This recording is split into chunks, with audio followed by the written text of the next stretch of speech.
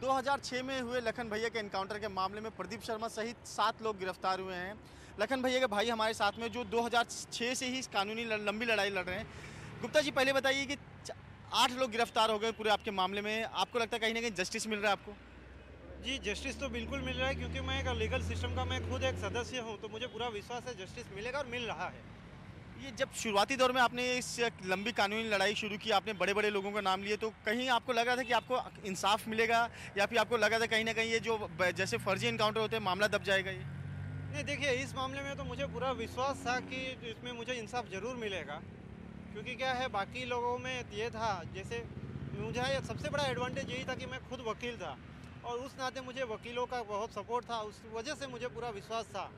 और मुझे वक्त वक्त पर काफ़ी अच्छे लोग मिलते गए, जैसे इसी समय इन्वेस्टिगेटिंग टीम में प्रसन्ना साहब मिले हैं, जिन्हें बताया जाता है कि टोटल नॉन करप्ट और डेयरिंग वाले आदमी हैं, जो वाकई में ये बात साबित हो जाती है कल की अरेस्ट से। इसलिए मुझे पूरा विश्वास था कि मुझे इंसाफ जरूर मिलेगा। अगर बैकग्राउंड में जाएं तो शुरुआती दौर से बताइए, जो एनकाउंटर का मामला आपको क्यों लगा था फर्जी एनकाउंटर है? ऐसा है कि इसका एनकाउंटर मतलब पुलिस ने दिखाया था कि इसको रात को 8 बजे मारा है, लेकिन जहाँ तक उसको दोपहर में 1 बजे ही पकड़ लिया गया था, तो सवाल ही नहीं होता है किसी एनकाउंटर का। और उस चीज़ का अगर मान लीजिए बाकी कोई प्रूफ नहीं है, तो भी जो हमने टेलीग्राम भेजा हुआ है, 7 टेलीग्राम, वो खुद अपने आप में बयां करते हैं कि इसको पकड़ के मारा गया है। मतलब जो फैक्स और टेलीग्राम आपके द्वारा भेजा गया, कहीं ना कहीं वही पुलिस के गले में कानून की फांस बन गया है? लगभग बिल्कुल वही बात है। आपने जो नाम लिए थे, कि आपने और किन किन लोगों का नाम लिए थे इस पूरे एनकाउंटर में, जो लोग इसमें शामिल थे?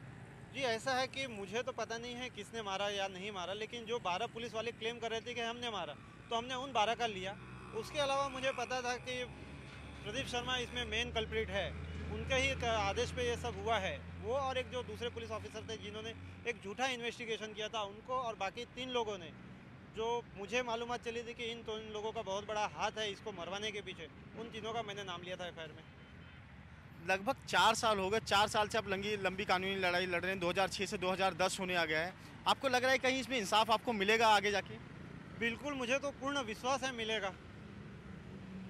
और अगर ये लीगल सिस्टम माने तो लीगल सिस्टम लगता है इन्वेस्टिगेशन जो सही ढंग से हो रहा है वो हो पाएगा, और अगर ऐसे भी फर्जी मामले तो वो भी लग से खुल पाएंगे इस मामले के बाद में? अब देखिए, उस बारे में तो हम नहीं कह सकते, क्योंकि क्या है, हर केस की एक अपनी अपनी सच्चाई होती है, उसके उनके घर वाले कौन कितना आगे जाता है या किसके पास क्या प्रूफ है क्या नहीं है, काफ़ी देर हो चुका है। अब उस मामलों के बारे में तो मैं नहीं कह सकता।